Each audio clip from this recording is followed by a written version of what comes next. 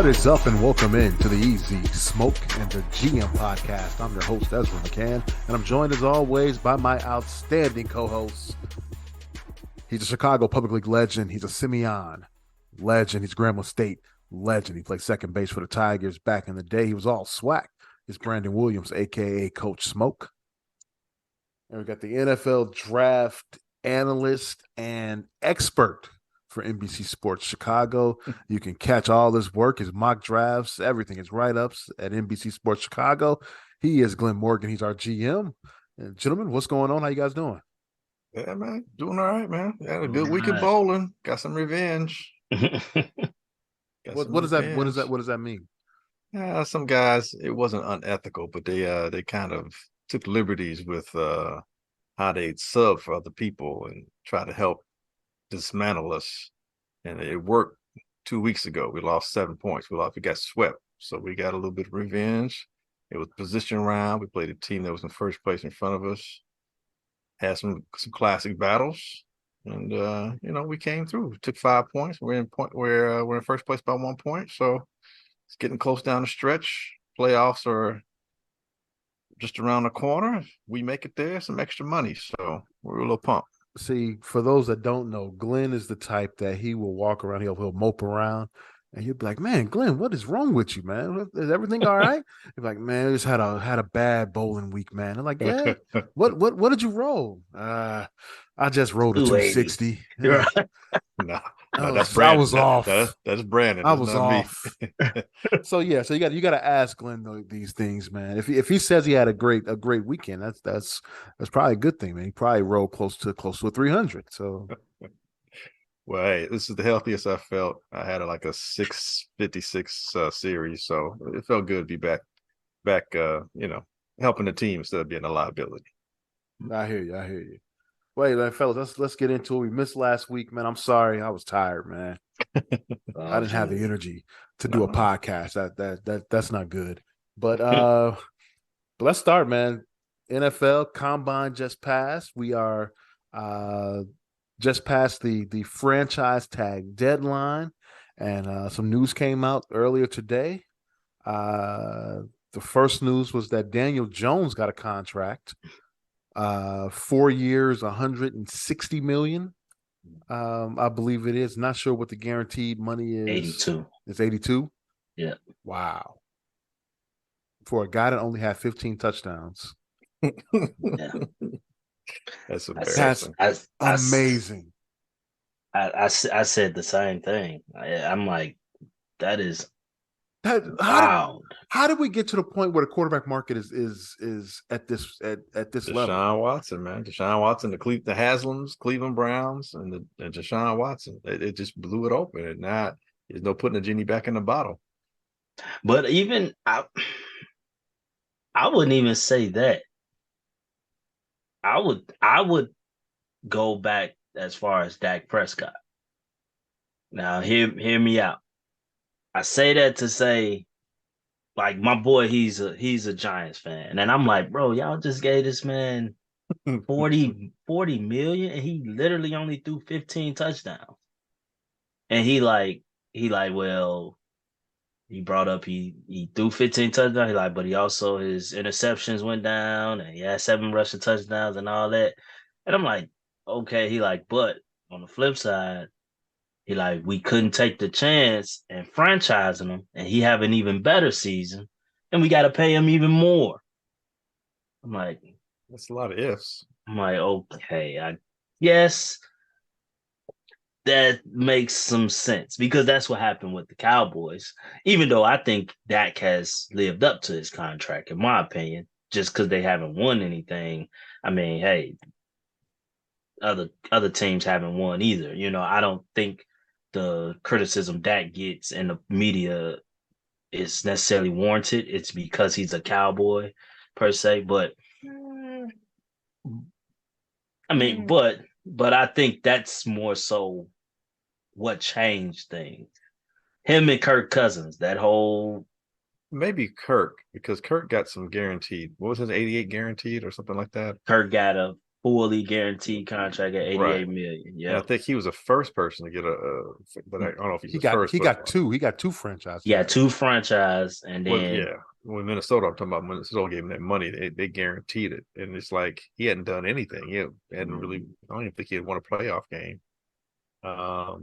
He was, he was fighting to be the starter for a while. The team was barely above 500, but he got all that money for, I guess, potential or whatever.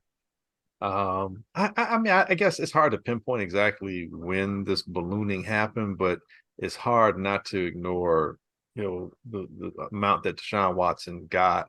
Now, granted, I don't think anybody was doubting his talent. I think because of circumstances involving him not playing, made it seem extremely dubious that this guy's getting this amount of money on top of the fact that he was never a league MVP. I think he had at least one playoff victory under his belt. And granted, last year he played for the Texans. He led the league in passing yards, although the team stunk and was like 4-12. So, the talent's there. You've seen it. He's still a young quarterback. But to guarantee the money at that amount, that's what kind of just blew things up. Because keep in mind, the owners, they're pissed at the Haslam's, and that's where we find Lamar Jackson in the situation where the Ravens don't want to guarantee him, X amount of dollars because, the last 2 seasons he hasn't finished. He hasn't been completely healthy. And they talking about that's just too much money. that's who I think Deshaun Watson affected. He affected Lamar. Yeah. I don't think he affected Daniel Jones. I think he affected Lamar. Well, in a sense. he affected the entire market, the whole market, because it bounced up. Yeah, before that, come on, you wouldn't be. But I would think going back to the Giants, I would think you would franchise Daniel Jones at this point, and you would give the contract, to Saquon Barkley. Right. That's what I would think. Yeah, but again, that's why I say I look at what I think it was the Cowboys. Because remember, the Cowboys did that with Zeke versus Dak. They paid Zeke. True. That's true. They franchised Dak. And now both of their contracts is what's killing them. Yeah. So that's what I think that's who affected what the Giants did. Lamar is who's getting affected by Deshaun Watson, because you got to think after Deshaun Watson contract, Kyler Murray still signed a contract that wasn't fully guaranteed, and Russell Wilson. Yeah. Both of them signed contracts that wasn't fully guaranteed, and Lamar is not giving a damn about their contracts. His focus is what Deshaun Watson got. Right. And so I think that's who affected. That's who the Deshaun Watson contract affected, was him. And like you said, the owners are not happy about it, so that whole play out is going to be interesting. Well, I want to see, so with Lamar getting the unrestricted franchise tag, so that means that teams can come to him, give an offer, and then the Ravens will have the opportunity to match it. I want to see who's gonna be willing to make the offer. That teams are ponying up. I've heard the Panthers, Falcons' name keeps coming up a lot. I wouldn't be shocked if Tampa Bay might put their hat in the ring a little bit. And does it affect the Bears? No, I don't. Not this year. I don't think it affects the Bears. I mean, could there be a team? Could there be a team that the Bears could be talking to right now? I mean, the Panthers. That are going Panthers, yeah, the Panthers, yeah. But I think the hard part about the Deshaun thing is going to be what he's asking for. How does it affect these teams in the cap? They also would have to give up 2 first-round picks on top of that. Yeah, but if you're the Panthers, you're doing it anyway. If you're trading up with the Bears or the teams that are above you, or the Cardinals or the Bears, you're probably still giving up 2 first-round picks. But here, as opposed to giving up 2 first-round picks for an unproven commodity or unproven prospects, what Lamar is. I'm gladly give it. That you told me just $32 million and 2 picks. I can't give it to you quick enough. Now, granted, it won't be $32 million because it's going to be more. They got to give him a contract. Right. They got to give him a contract. That means starting off. I mean, whatever it is, it's they and that's part of the thing. I guess how much, right? Because 32 million. So what basically the Ravens just have to match whatever's being offered. Right. Yeah, if they choose not to match it, that team has to, and it's their whatever their that choice. contract is, So- and so they will the- have to give them. So the floor is starting at 32 million. Is what you're telling me. Well, that's The franchise tag. If no one, if no one makes an offer, that's the what the floor. Ravens will pay him. if Right, no that's the one, floor. right, Right. if no one makes an offer, that's what he's getting. Right, that's the floor. Yeah, and that's the thing. It's like who's going to offer him 200 guaranteed or 220? I guess he wants at least what Deshaun got guaranteed. So we're talking with 230, so somewhere around there. I don't know what team is sitting on that. Does a team play around and offer it just to call the Ravens bluff? Yeah. Yes, Yeah. I would. But I mean, you can't mess around like that unless you really want them, though. Well, if we get them, good. If not, right. I mean, that's my thing. I mean, if I would really want them, I'll play around because I mean a team like the Jets. But if I want to just see if team they like the gonna Jets, do it and fuck around and get caught, a team like the damn, Jets, I ain't want to pay that money. And a team like the Jets to... in the AFC knows that they can mess up a fellow AFC team. Now, if they have to take him, hey, we got an MVP quarterback now. What they'd have to drop just to clear the cap space would be they're losing a lot of players. I mean, that's what I'm saying. That's the same problem they're going to have with Aaron Rodgers. You know, if he becomes a Jet, they still got to clear. Yeah, I'm saying he's got what 60 $60 million on the cap this year. Yeah. So they got to have that up front. Mm-hmm. And I don't know if Lamar is probably 3 times or 4 times that amount. So that's weird. It's going to be a lot of chaos. It's about to get chaotic here because that's the thing. Like, do these teams have the cap space to offer him a fully guaranteed deal like this? Like, and do they have the picks to give up? Yeah, I think the picks aren't the problem. The picks aren't the problem. So do the picks have to be like, they can be any time? It's not the same year. Yeah, you can have 23, 24, 24. So it don't like have to be like this year's first round pick. Because I heard them saying it might have to be like this year. It has to be one. Okay, I think this and next year. Yeah, because I remember. I don't think you can go to like, do a 20, 25, and 26. I don't think you can. I don't think you can do it like that. You can't push it back. Right. Yeah, so that eliminates some teams. Yeah, but you know what? As you're saying, I think that eliminates the Dolphins. I think probably. As you're saying this, I'm thinking like you were talking about teams just doing it to mess with them. I'm like, I think the Ravens brass were like, we'll put this tag on them because teams may have to give up too much. And so I think they're banking on the fact that he'll still be sitting there without any kind of offer, without any kind of offer that he wants, that he'll accept. Here's the thing: you can offer to him, but if he doesn't accept it, right, he has to accept it. He has to accept. It's like the restricted in the NBA, right? Didn't the Browns get 3 first-round picks for Watson? Yeah.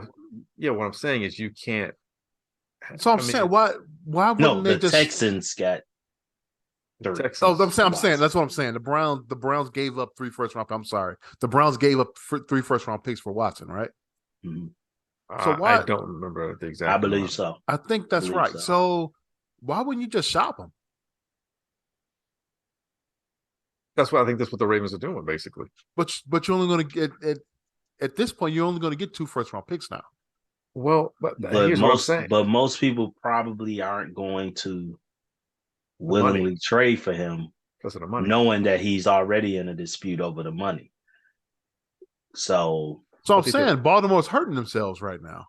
Not really. I don't think so. No, I don't think they are. I think they're banking on the fact that he's not going to get an offer that he's going to like, and that he'll have to settle for the $32 million. Because if they really liked him, quote unquote, they would give him the more restrictive tag, which is like $45 million or whatever. Mm-hmm. Right. So here doing this, they're actually saving $13 million, playing Russian roulette, so to speak, that nobody is going to offer him what he really wants. Because if he doesn't accept it, then they can just pay him $32 million because they tagged him. If he does accept it, and then they're like, okay, well, hey, we lost him for 30, and they don't want to match it, they'll get something out of it. But I think the whole point that the Ravens like, we don't have that money that he wants. We can get close to this, we can get around it, but we don't have what he's exactly asking for. So maybe I think this is playing chicken basically right now. Yeah. Well, that's a dangerous chicken there. Well, because here's the thing: other teams might be like, you know what, I can give up 2 first-round picks, but not all that money, and move up and draft a player that I can develop that I've got financial control for 3 to 4 years before I have to offer him, astronomical money. But with Lamar, you got to offer the astronomical off the bat, but it's not only going to cost you the amount of money, but it's also might cost you players. So you got to do enough to get under the cap. So he's an expensive venture. It's crazy to me watching everything on TV and how it's you got to build that roster out while the quarterback is on his rookie deal.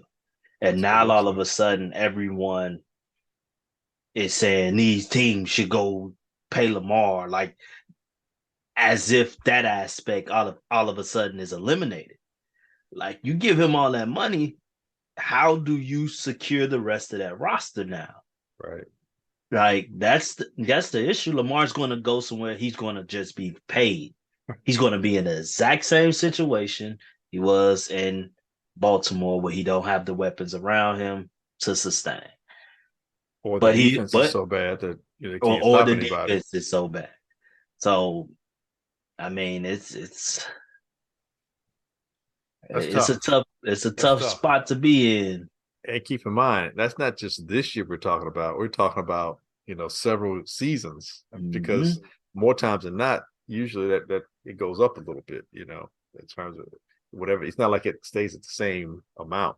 Either if they front load it, they're losing a lot more up top. Usually they try to back load it, because then some quote unquote something's not guaranteed. But in this case, he's talking about, I want guaranteed money. So yeah, man, that's a pickle, dude. Yeah, I think the Ravens, I don't know if it's smart what they're doing, but it may just be out of necessity. This is the best option for them going forward. Yeah. Well, we'll see. We'll see how that works out. Well, speaking of going forward, the Jets and the Packers, kind of the same situation, not to the same degree monetarily speaking, but Woody and his boys from the Jets flew out to California to go talk to Mr. Narcissist himself. Are they going to go into the dark dark cabin? Everything's going to be done in the light of day on this one. Oh, okay. All right. They want to see what's coming. But did you notice Aaron cut his hair? He's looking all clean cut and everything. So no, I didn't. Yeah, he doesn't have the same looking like a hippie look. I gotta find a picture. Hey, let me see.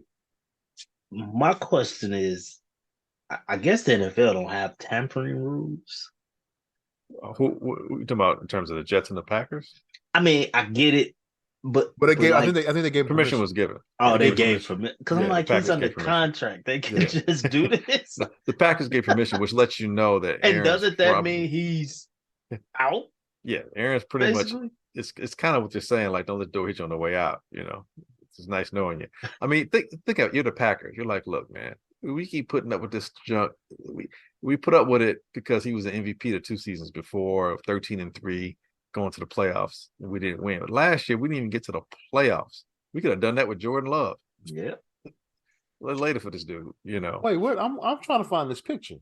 He was on someone's video McAfee? podcast. No, it wasn't McAfee. It was another cat. And he looked like, Aaron from like several years ago, clean cut. I'm like, or, hair was, haircut. It's like, oh man, maybe he's getting ready for Madison. Oh, I see it. Okay, yeah, I got you. Maybe he's getting ready for Madison. Oh, Avenue. wow. Okay. Yeah, that's what I'm saying, right? That's respectable. That doesn't look like. What's the name of that movie? It's a movie with Jake Gyllenhaal where he plays a pharmaceutical salesman. Don't know that one. Not Nightcrawler, because he was videographer, I think, in Nightcrawler. It's with Jake Gyllenhaal. Oh, shoot. That's who I was. I didn't even know his name, but that's definitely who I was thinking about when you said it. So I might know what you're talking about. And what's the girl's name? Hold on, I'm about to find it. But anyway, he plays a pharmaceutical salesman, and he's going to different doctors' offices, and he's selling whatever his drug is, which is supposed to like be for mental health. And he's grabbing the competitors' drugs, which I think is like Prozac, and then dumping them in the trash. And there's a homeless guy that lives out by the trash. And every time he dumps them in there, the homeless guy's taking the drugs. And so by the 10th time he does this, the homeless guy turns into a pretty upstanding gentleman that's about to get a job because he's taking the free medication from the dumpster. Anyway, I say that to say that's what Aaron Rodgers looks like right now. Wow. After the darkness thing, he's clean cut. What's the name of this movie? Darkness. I don't know. The Aaron Rodgers story. I don't know. I don't know. But as you're figuring that out, yeah, go keep going. Don't mind me. I'm sorry. I'm on a deep dive here.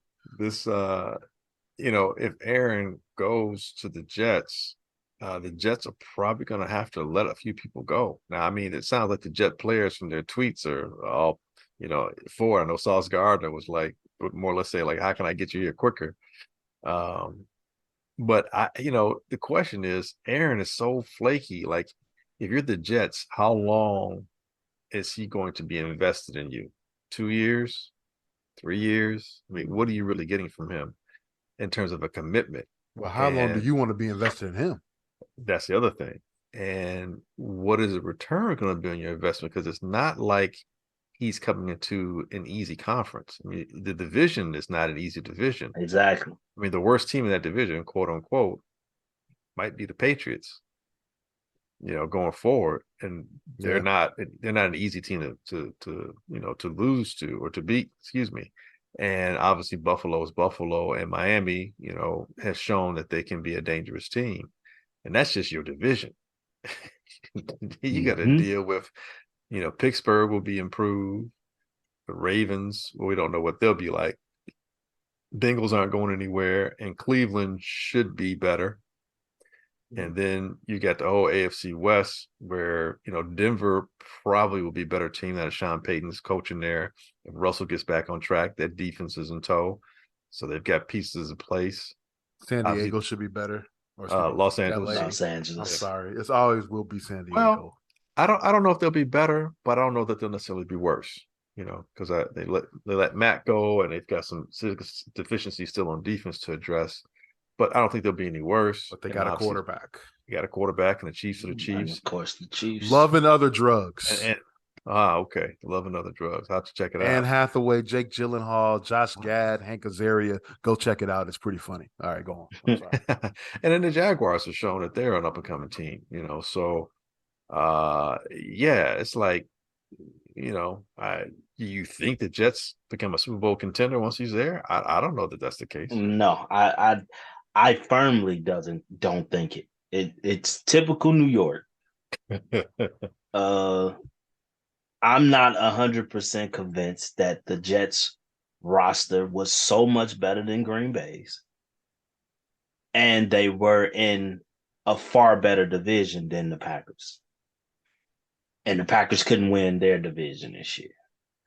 I know the Jets lost Breece Hall early, but Aaron Jones and Dylan were very good, if not just as good, probably a better rushing attack in Green Bay than what the Jets had. We all know the quarterback situation in Green Bay was better than what the Jets had.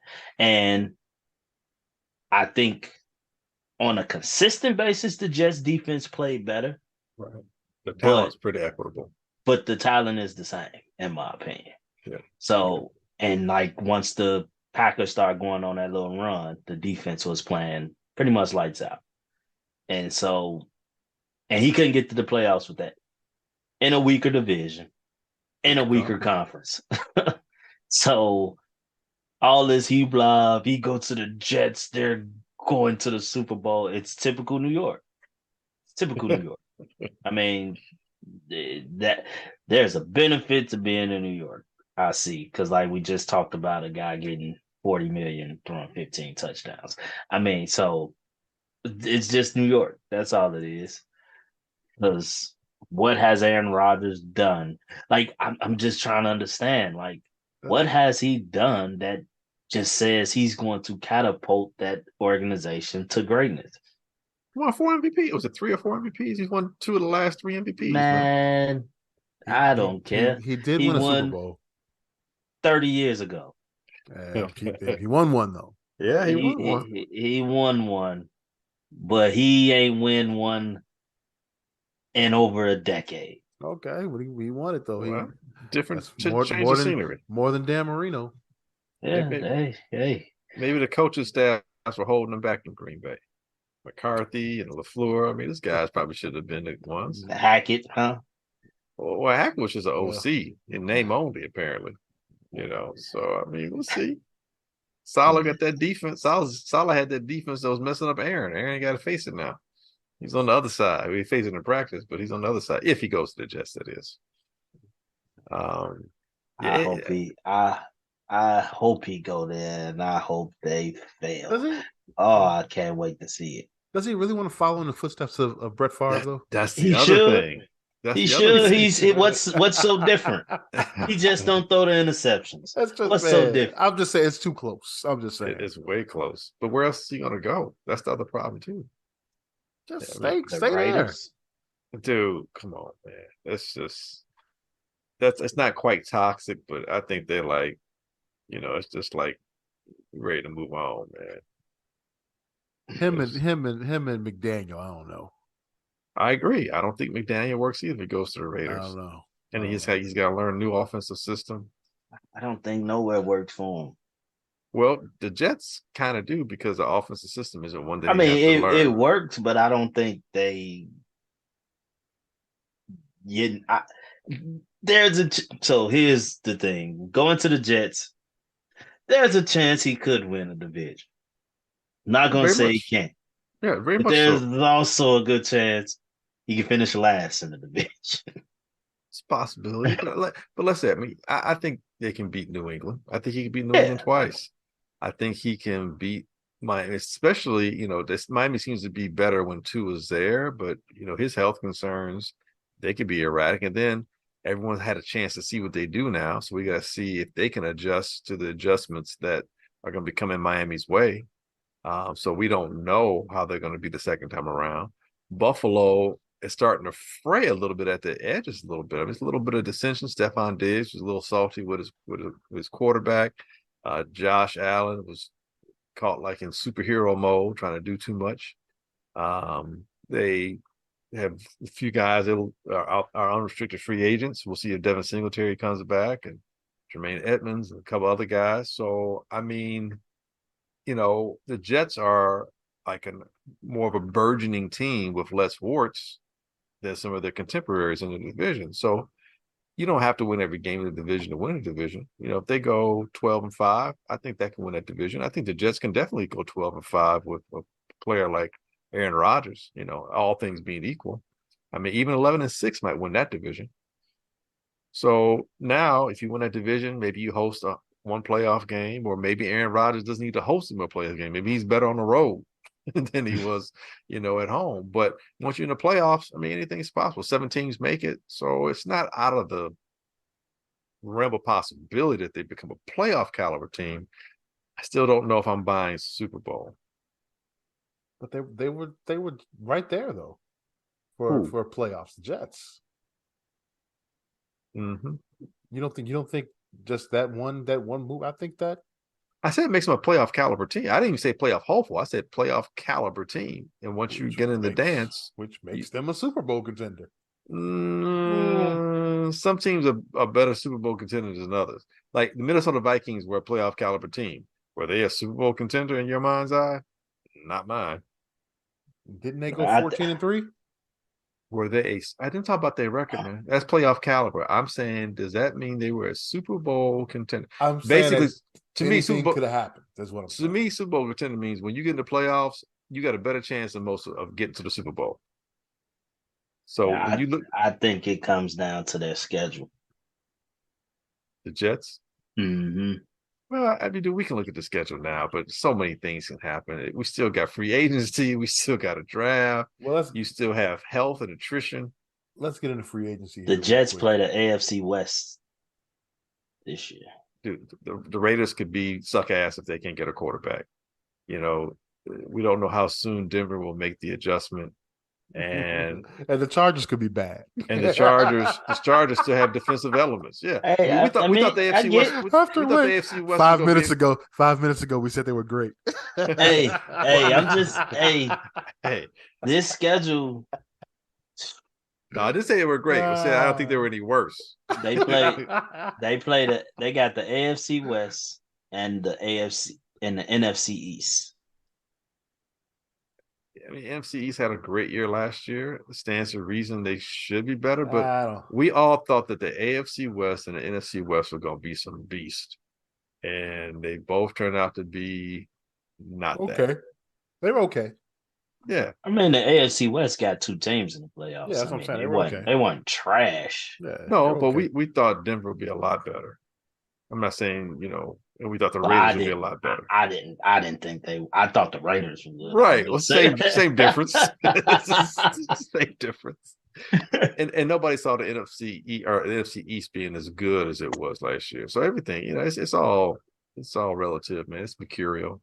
Year to year in the NFL. That's probably why we like it so much. That's really one of the harder professional sports to really pinpoint, who's going to be good or how many teams. Some we know, but how many are going to be good. So you talk about you want to get into free agency. So just real quick, free agency opens when you can start. You can start negotiations. Isn't Monday. It March 15th? Yeah, it's Monday. It's March 15th. It's in a week, I think, or about a week. What's today's date? Today's 7th. So I think it's like either the 15th or the 16th, something like that. Okay, whatever that is. All right. I want Ryan Poles at Orlando Brown's door at midnight. Yes. Really? You like him as a left tackle that much? Yes. He's 26, and he's proven he can play the position. Well, okay, so why is he going to his third team then? The Ravens didn't decide to keep him, and now the Chiefs are telling me they don't want to keep him. That's something about that seems a little off, bro. If you're 26 and you want just and the Chiefs just saved a whole bunch of money because they got a team full of rookies, and they gave up Hill to clear up some space because they didn't want to invest in him. But you're gonna give up because here's the thing: not only did they let him go, they also let Frank Clark go. I think Orlando signs back with the Chiefs with some kind of funny money contract. The Chiefs let go of Tyreek Hill. No, they didn't let him go. They traded him, didn't they? Yes, they let him go. They said we don't need him, so we'll trade him. Well, I'm talking about Orlando Brown. They didn't even franchise him. I mean, they literally let him go. Like they said, we didn't even get any compensation for you. Goodbye. Thank you for your service. Something seems kind of off about that. Plus, I don't think Orlando fits Poles' idea in terms of his physicality or his how he is measurable, so to speak. I mean, the height's there, but the weight is I think is an issue, and it might be a bit of an issue for why the Chiefs are like maybe not. And I don't know how good his lateral agility. To me, he's a better right tackle fit than a left tackle fit, but he wants to be a left tackle because that's where the money is. I don't break the bank for Orlando Pace. I'd rather sign Frank Clark than I would Orlando Pace. I'd rather draft a left tackle. Orlando Brown, not Pace. I mean, I'd rather draft Orlando Pace. Excuse me, Orlando Brown. I much rather draft a left tackle who can be cost effective going forward. And Frank Clark, I don't think with his age is necessarily going to command the type of money that Orlando Brown is asking for. And you get a defensive person on your team if you're the Bears, who's a defensive leader who has won a championship, who's played in championships, and can give that locker room defensively kind of like a stout presence. And I don't know how much of a team player Orlando Brown is. There might be a lot of me in him that they may not want. Okay, and he was just on a Super Bowl winner. I understand that. Question: Do you? If I mean, I know you're saying he might be too expensive, but I think his size is an issue too. If the market isn't going crazy for him, and you can get him for a bargain, do you do it? I mean, yeah, if you can find a bargain, sure, why not? But then why isn't everybody else trying to get the same bargain? Then that really puts up another red flag to me. He won't be on the market long. I mean, somebody will take him. I don't think he fits. Won't. Yeah, I just don't think he's 26. Yeah, he's 26. I get it. I don't think he fits what Poles looking for. Can we afford to? We can afford whoever. No, not money. In fact, I go get Orlando Brown and get Donovan Smith. Why not? No, I'm saying, can we afford to pass up on him? That's what I'm saying. Can we afford that? I think if Poles is getting the kind of haul draft capital wise that he tends to believe that he's getting, or the vibe he's sending out, I think you can, because I think you can get that. I think you can get yourself a really good left tackle in this draft. Okay, but that's developing somebody, right? You're not taking a tackle. Well, depending on what you get in the first round, probably. Well, you could. Why not? Well, yeah, of course you can. Why wouldn't you? Depending on where you are. Okay. So you would like a Skoronski over? I'm not really looking at Skoronski. No, I think Skoronski is probably going to be in a guard in the NFL. That's what I say. Who else is out there? Broderick Jones. His upside is through the freaking roof. I mean, this dude barely gets beat, and he's still learning his position. And anytime someone kind of initially beats him, his recovery is so ridiculous that he gets back quick enough to stem them off from being more effective in terms of either sacking the quarterback or stopping the play backside.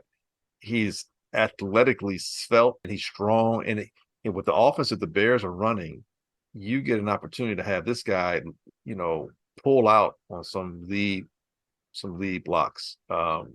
He can, in a screen game, he'll get out there. He can get to the second unit a lot more quickly than Orlando Brown can. It gives you so much versatility with your offense and how you want to attack. And he plays with a nastiness, and you would have him, but fiscally under some cost control for some time, and you can focus on other positions that you need specifically on that defense. The defense is missing a whole bunch. I mean, everywhere is bad, but that defensive front line, you got to figure out what your defensive front line is going to look like, what your linebacker is going to look like. I mean, outside of Sanborn, maybe Morrow, none of those guys, the linebackers are setting the world on fire. I'm not even sure we're going to keep on the defensive front. Right now, the secondary is probably the best unit on the defense, and they still probably need another cornerback there that they can get in free agency so they can keep Gordon in the slot. But I don't want to necessarily spend on Orlando Brown, and we become limited with our offense and how we do things. Okay. I mean, Justin's a young colt, man. We need somebody that can get upfield with him. I want somebody that's proven that they can block somebody right now, that they can hold down. It's a different offense. Left tackle spot. I get that. But we drafted 2 left tackles a couple of years ago, remember? This guy did? Poles did? Well, no, this guy didn't, but okay, the Bears did, though. Well, were they really left tackles? Probably not, but still. Exactly. They were drafted, though. We're developing. We're trying to develop. Well, we probably are going to give up on one. Yeah, but look at what we did. We found a guard, though. Yeah. We need a tackle, and we have somebody that is proven that they can play the position in this league. Why not go get them? Can they play what this offense is asking? He can play in the league, but you and I both know some schemes can derail a guy's effectiveness. If he can work for 15, he can work for us. 15 is a miracle worker. 15 can make everybody look good. 15 that got so many people different head coaching jobs, and not even funny. Well, if you didn't get one guy, not one guy. Well, not one guy, but Right. I'm just saying, 15 won a Super Bowl without Tyreek Hill. Okay, I mean, All right. come on. Draft expert. Yeah. The combine just finished up. Anybody out there that shocked you? And I'm thinking of a quarterback.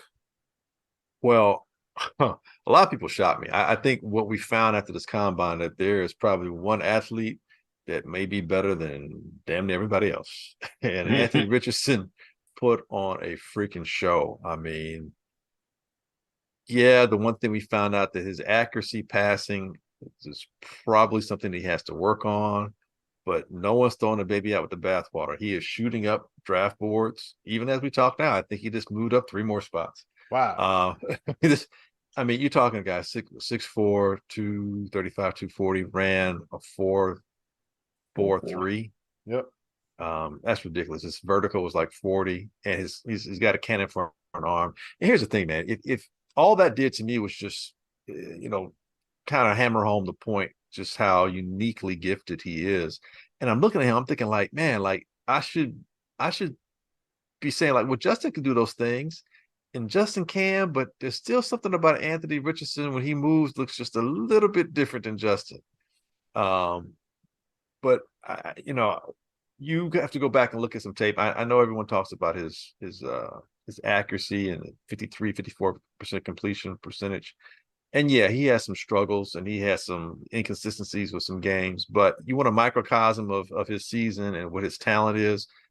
I know you're going to joke because I say Tennessee a lot, but just go to the Tennessee game, because coming into that game, I think it was the 3rd or 4th game of the season when they played Tennessee. He hadn't thrown a touchdown pass yet. So he comes into Tennessee, kind of struggles in the first quarter. And I'm thinking like, all right, man, we got this dude. Yeah, he's struggling, man. I feel sorry for you, bro, but you'll figure it out after this game.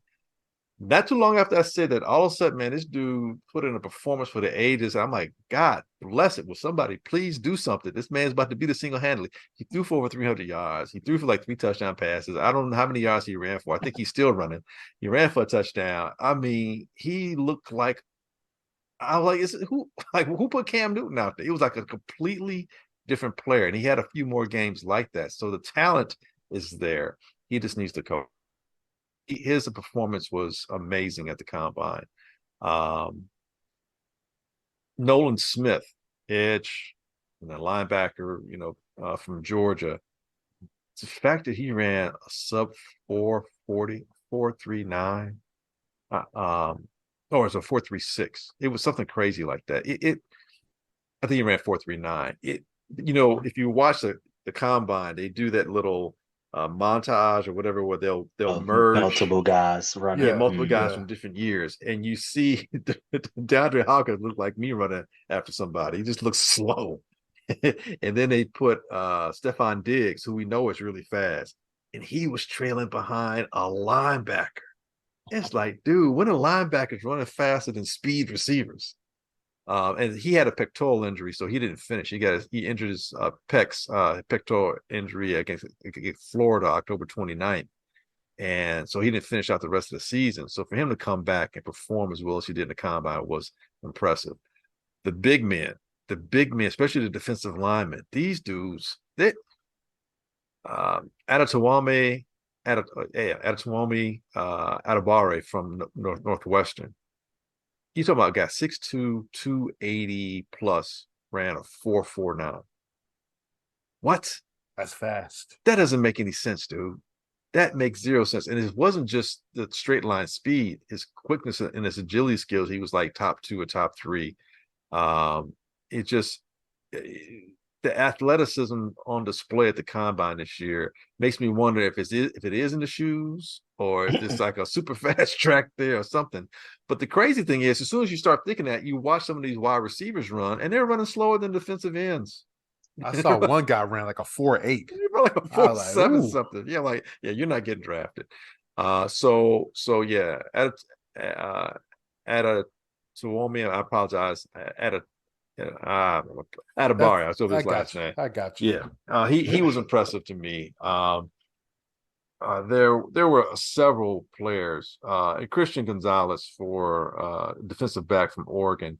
I knew he would do well. He's the kind of dude where his whole family, like it's in the genes. Like as a matter of fact, his sister is married to David Blau from the Detroit Lions, a backup quarterback. His sister is an All-American uh, track star, and both his sisters ran track. Mama ran track and dad played basketball. So the athleticism's in the genes. So am I surprised he jumped, 40 plus on his vertical? No. Am I surprised he ran a sub 440? No. But at 6'2", about 197, he's got the size and length that pushed him up. Nobody was talking about him during the season. He didn't start really getting on draft boards and maybe like late October. And this dude has shot up to where he will probably be the first cornerback taken off the board. So some of these guys were really impressive. And I'll say quarterback wise, Stroud, he impressed me in the sense that he looked even more smooth and more efficient. And he's a guy that looks like, I'm like, why is nobody talking about him being the number one? Some people are talking about being the first quarterback taken, but I'm wondering why more people aren't talking about him, because it's like there really aren't any flaws to his game, really. Not really, other than they say, he needs to maneuver a little bit better. I mean, it's like you're really trying to find something. So this combine was impressive. Offensive linemen did well. Tight ends really did well. You got Darnell Washington will probably be a day 2 pick. And this dude is like 6'7", 280 as a tight end, 270 as a tight end, something ridiculous like that. So yeah, you got some freakish athletes out there, and I think the combine helped more people than it hurt some. I'll put it that way. But there's always going to be rises and fallers.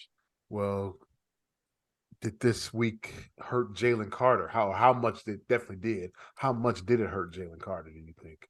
I think Jalen will probably he fell out of top 5 without a doubt in my mind's eye. I think if he lasts in the top 10, I think he goes 10th. And the team picking 10th, and lots of trades happening at this point right now, as we speak today, the Philadelphia Eagles are picking 10th. And I think that would be the best place for him to land. I say that because the infrastructure is already in place. They're a championship caliber team. Mm-hmm. The onus of him having to be the man won't be on his shoulders. He can come in and play next to his former teammate in Jordan Davis. So now you got that reunion in the middle of your defense. Keep in mind, the Eagles, free agency wise, they have to decide if they're going to pay Fletcher Cox, who's got about $14 million this year, and he's unrestricted free agent. Javon Hargrave also about $13 million, so that's $27 million that they may not even have to worry about if they draft Jalen Carter. The Eagles have a lot of players they're not going to be able to pay because they just don't have the money for it. Plus, keep in mind, they need to start setting money aside for Jalen Hurts.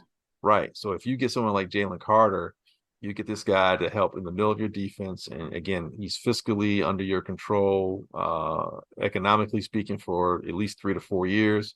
That gives you room to give money for Jalen. Plus, it helps your defensive backs, because if you're getting that pressure up the middle like those guys can generate, that makes coverage a lot better. But even more importantly, when I said infrastructure, I didn't just mean in terms of the team being good. I meant in terms of accountability. You've got leaders on that team.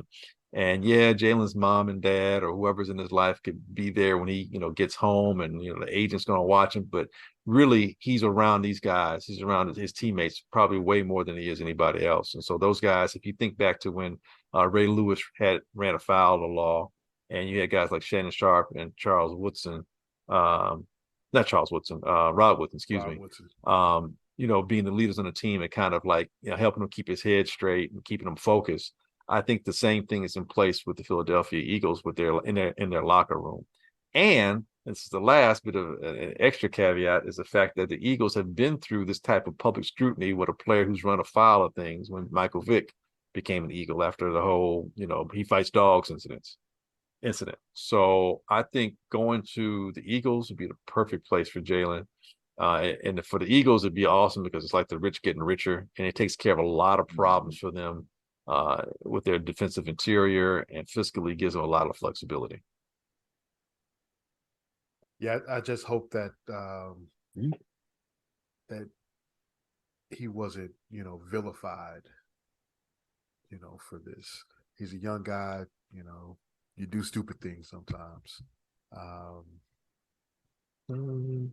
But yeah, Well, is he being that's vilified for driving fast, or is he being vilified for how he handled everything after the accident? both.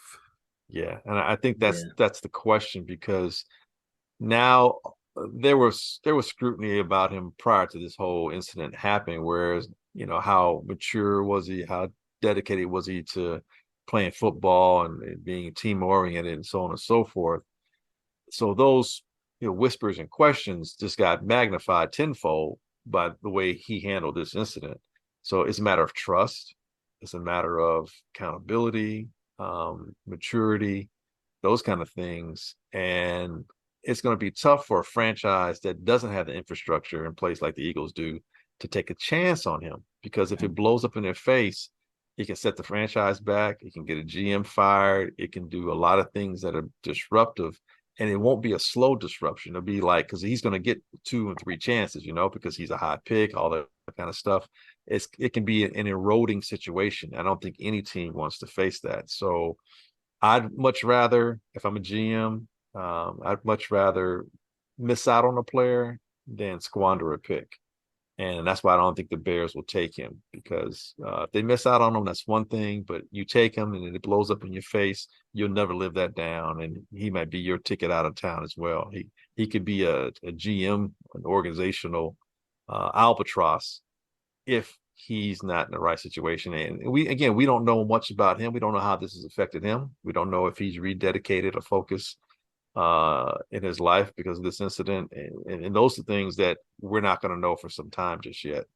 So a team has to be able to absorb, if he doesn't work out, absorb it without it being detrimental. And again, I think that's why the Eagles are one of those teams that has that infrastructure in place to handle that. Makes sense. That makes sense. All right. Let's move on to the NBA and another guy that's been in a little bit of heat. Speaking of knuckleheads, man. Wait, let me just please. When I finally saw the video, I just started laughing. I'm like, is that a toy gun? Like, who's gonna be threatened by that little gun? That boy had a 22. 22. 22 Saturday night special. I'm like, you dangling, like, you don't hold a gun by your pinky and your first finger, your index finger and your pinky. I mean, like, what? That is not threatening. What are you doing? Can you get a better gun? I mean, where's a AK-40, whatever the game? Well, no, wait. We didn't want that either. No, but I mean, we didn't want that either. No, but if you're gonna be like, yeah, and you threatening everything, just right. Don't show me that little dainty gun. You're gonna get in trouble. We right. That's like embezzling $2,000, dude. Why don't you get more zeros with an AR-15 or a Desert Eagle? I much rather would have seen an AR-15 or Desert Eagle. I really would. I mean, seriously, if you go show out, dude, don't be. Come on, man. Oh man, you'll get in trouble. You'll get in trouble for that. You should just say, "Man, it's a toy gun." I'd have believed that. Don't man up for that. It was a lighter. It was a lighter. Yeah. Right? Oh my god. Yeah, man. I don't know what's going on with that, man. It's like what are you thinking? What are you thinking? Have y'all seen Chris Rock's special on Netflix yet? I did watch it. I just saw the clip of the whole Oscar situation. Okay, you said you saw it. Yeah, I saw it. Yeah.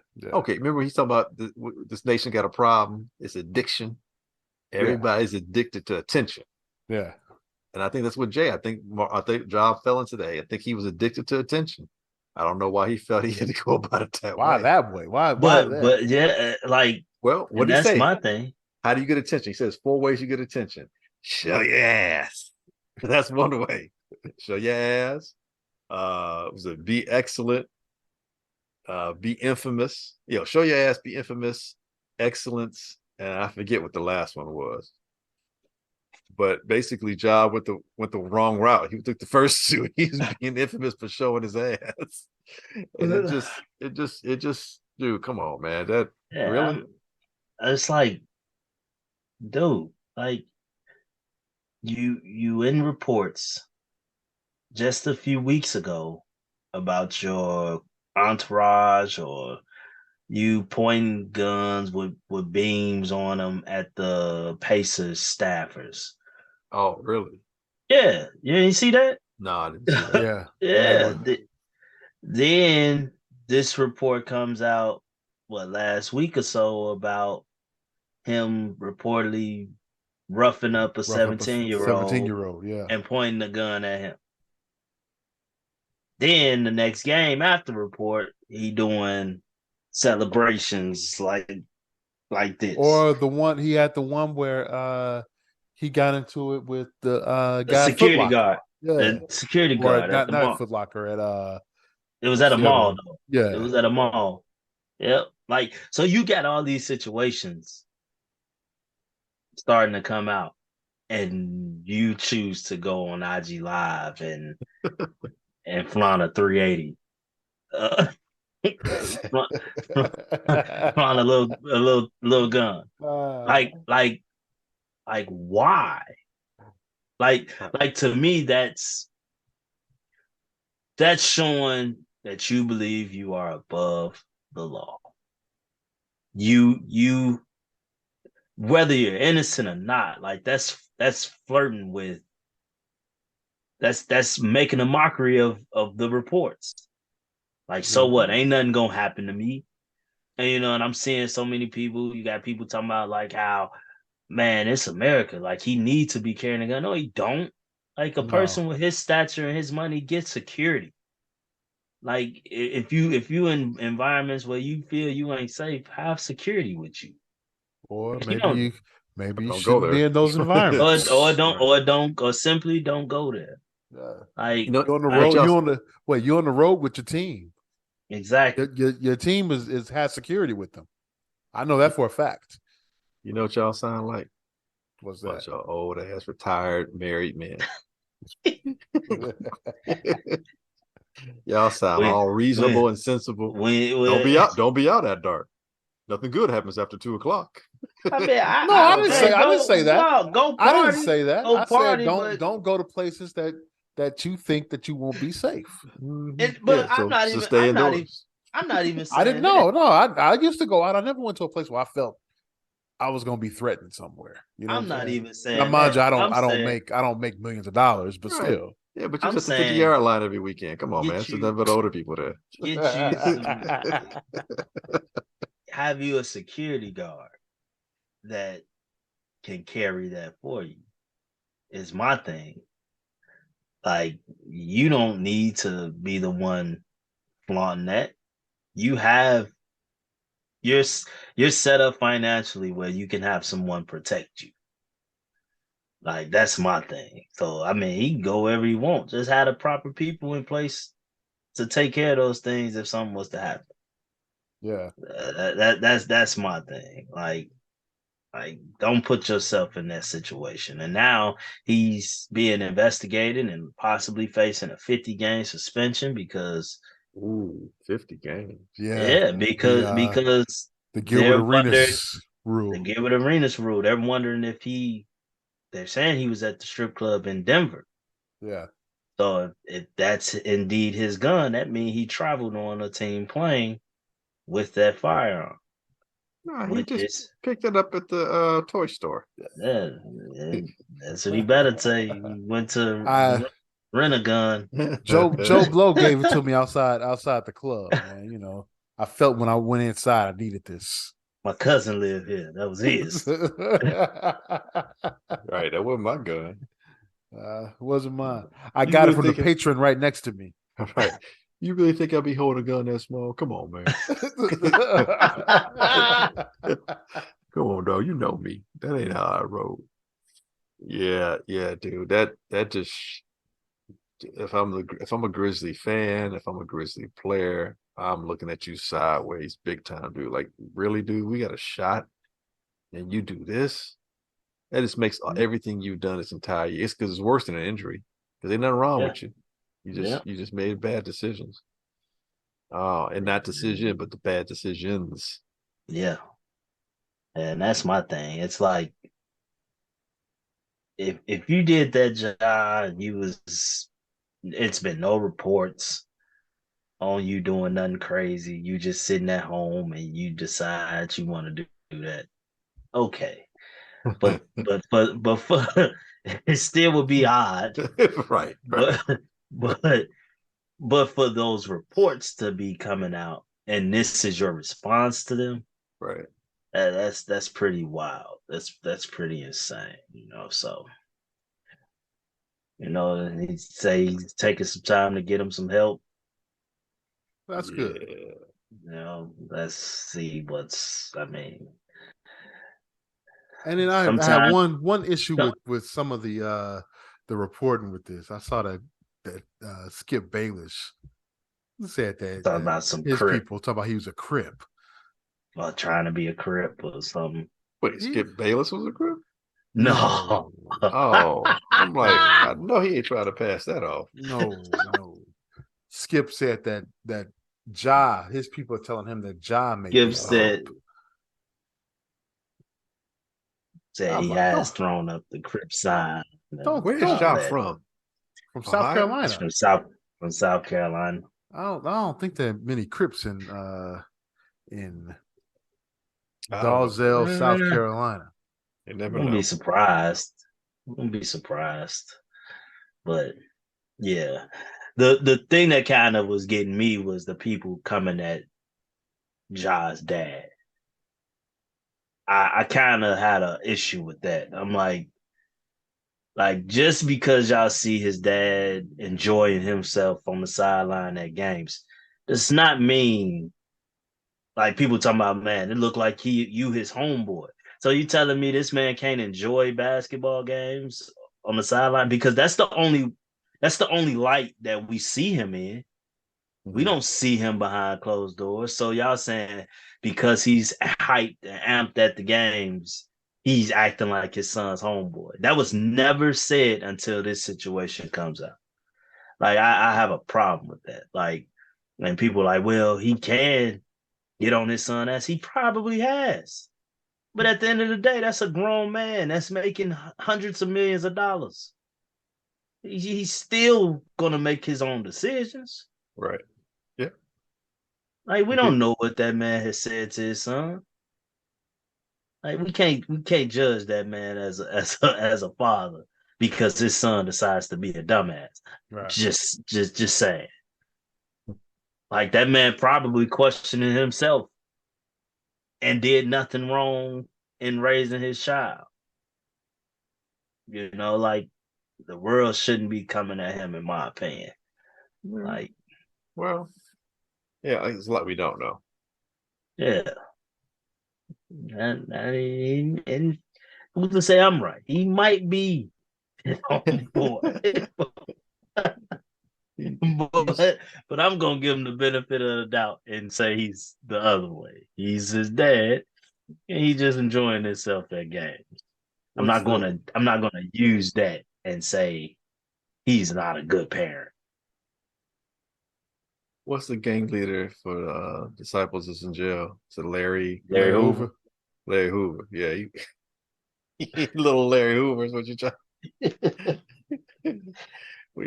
We don't know if he's little Larry Hoover. Yeah, it's look, man. I mean, at the end of the day, at least he's now saying the right things. I don't know how much he's following through on his treatment and stuff, but I don't know. He's talking like he's going to be going to a therapist. Like he needs to join freaking Aaron Rodgers in the darkness.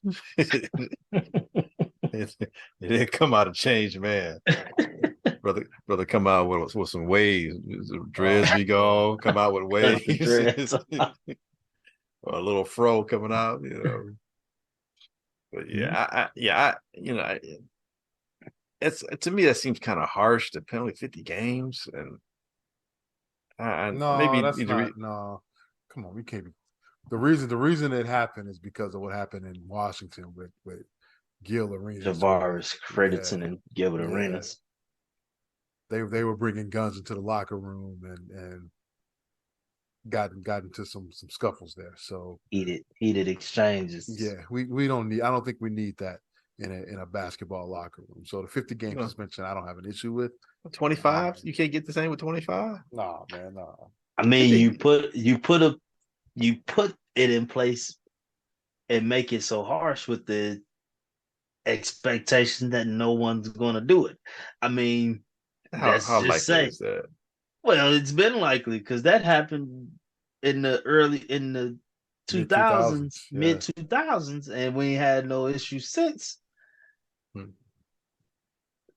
So, and quite frankly, it might be a bunch of them that still carry their guns on the dang. I'm sure they do. I'm sure it's a whole bunch to do. But none of them has been dumb enough to go on Instagram.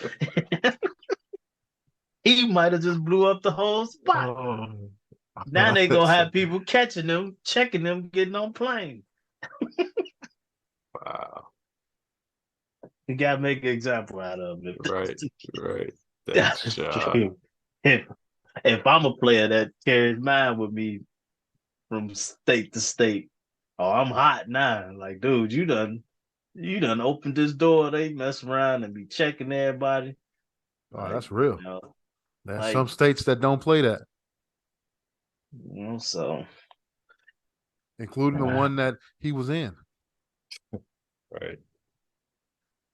Last thing, man, before we get out of here. I don't know if anybody saw First Take this morning, but JJ Reddick and Kendrick Perkins had a little bit of a heated exchange after JJ Reddick accused Kendrick of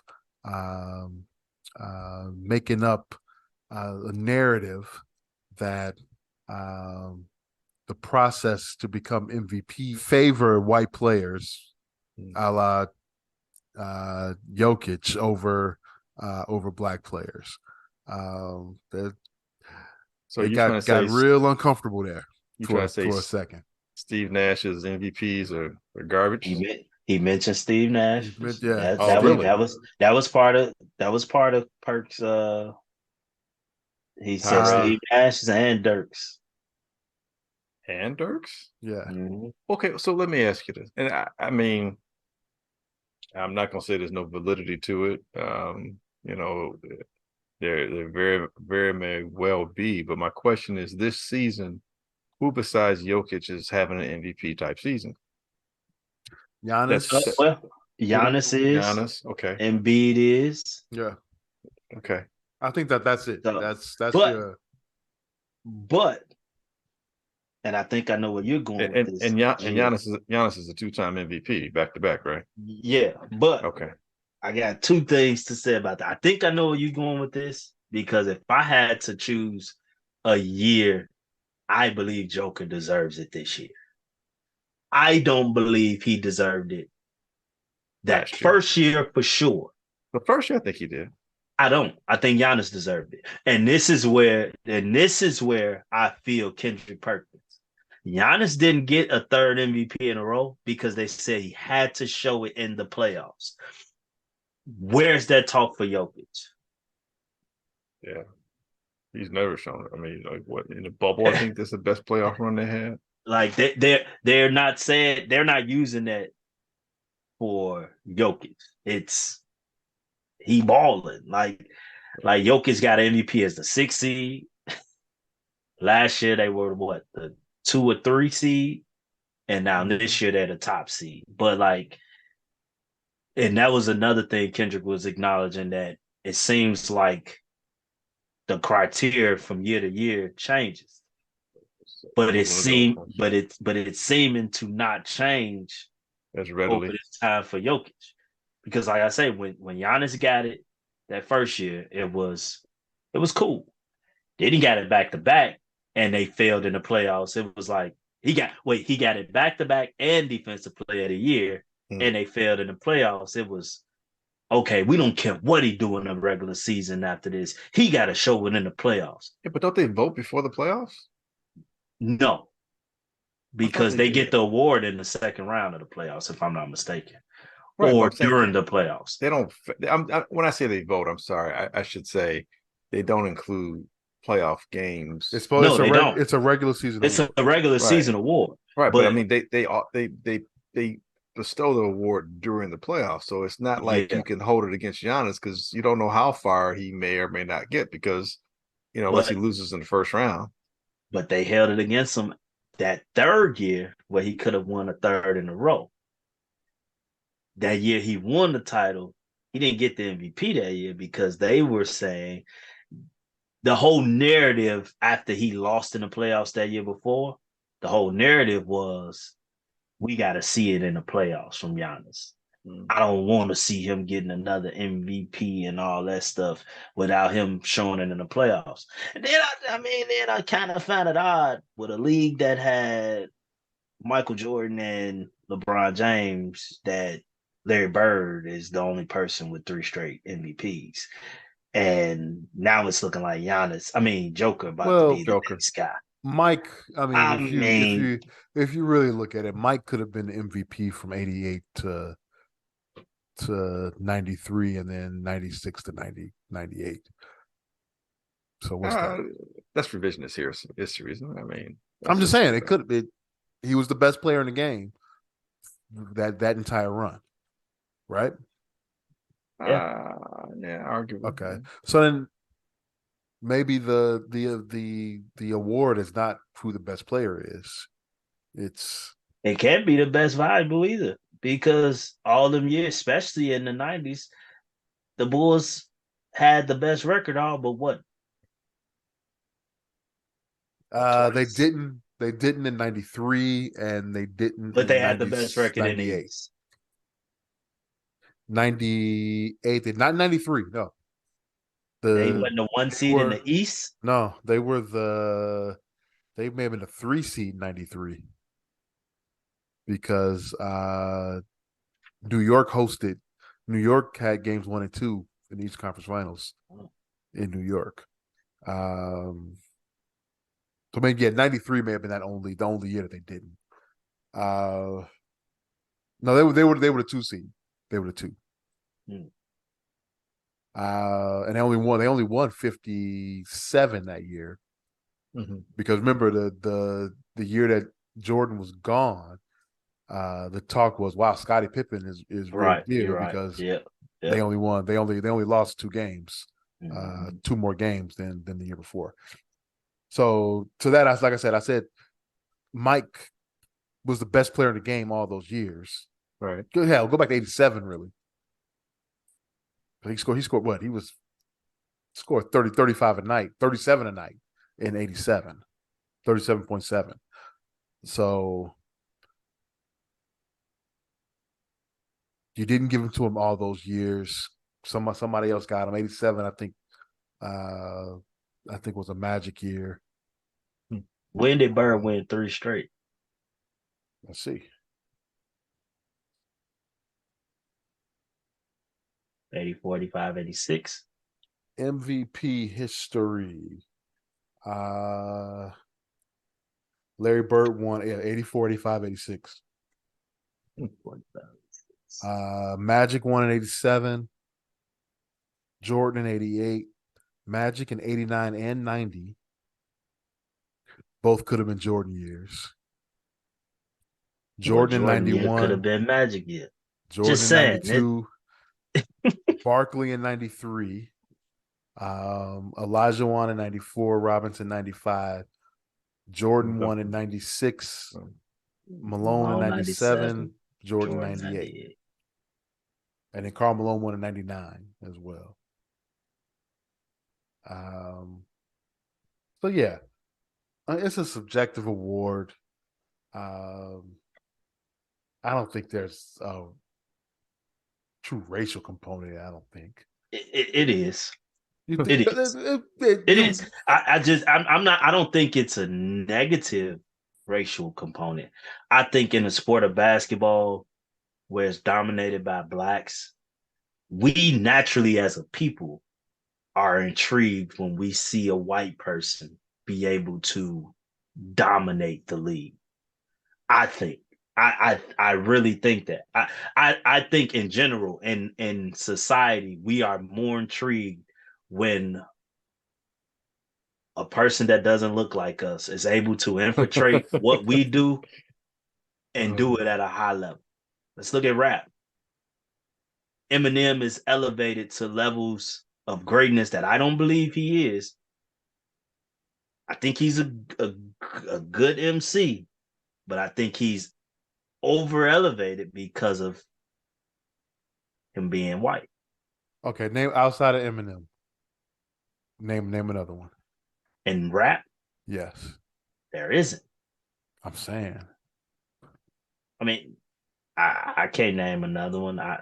we would be thinking that Macklemore, But or if but that if you but if if you go back and that were listen to real. them, if you go back and listen to them early Eminem albums, he's saying stuff that black people just can't say. I give Just you that. being honest. I give you that. They get a different, it's a different outlook on them. Like it's it's overanalyzed because it's not expected. Right. So when they do, so that's why I'm saying it's not a negative thing. It comes as like a shock, like, and so So you're saying that M didn't kill Jay on Renegade? it's debatable. All right, all right. It's debatable. I mean, it's debatable. I mean, as a young kid, when I was young, and where cadence and all that stuff meant more than the actual words that was being said to me, I thought Eminem definitely murdered him. But as I got older and began to understand more of what Jay-Z was saying, like, damn, it really is, they pick your poison, Yeah, so I hear that's you. why I say it's debatable. I hear I'll you. still give M the credit. I will, but I think Jay verse is vastly underrated on that track That was very good because verse. M's cadence is phenomenal. I'll give him that. I His think he delivery is special on that I think track. he ripped it. Glenn doesn't. He doesn't remember Renegade. No. Like, what are these guys talking about? We done became a music podcast. But yeah, but but back to the yeah, I think it's more of a, I think when a white guy does it, it's more of a shock. Like, wow. Like all of a sudden the triple double is becoming more prevalent again when it died because of how Russell Westbrook made it look like it was nothing. Kendrick also came up saying that Jokic was is padding stats right now. I don't necessarily agree with that either. I've never seen him, Well, I don't think he's fast guys enough to are pass stats. yeah, I don't think guys are like clearing out the lane and letting the ball dribble till Jokic gets there so he can Well, pick it but up and did get a you rebound. did you hear his explanation? No. He said, "Man, he like I'm watching games, and if Jokic pass you the ball, the shot's going up. It don't matter if it's a good or bad shot, it's going up." And he's saying he done had a nice amount of games where he's had single digit shot attempts. He like, this the best player on the team, man. He's shooting the ball less than 10 times. I'm like, yeah, that's odd, but hey, I think everybody does it. I mean, Giannis, we saw yesterday, trying to throw it off the backboard at the buzzer to I saw get that. Yeah. Yeah. To get the rebound triple double. Yeah. yeah. So I don't think it's big thing. Well, JJ Reddick was extremely upset and said, "Is the problem with this show?" Oh You wow! know, Problem with the Yeah. show? Yeah. He you went know, there. Yeah. JJ Reddick can him and Gilbert Arenas get on my goddamn nerves. I watched. Now, granted, it's on the high school level. I'm sorry, Easy. I gotta bring it up. Go for it. I watched a high school team that's talented like these guys, and talented and athletic. That's what they say the NBA is. Kenwood get dominated by an all-white team that did nothing special as far as athleticism go. They moved the ball. They played smart fundamental basketball, Team basketball. team basketball, and they dominated the game.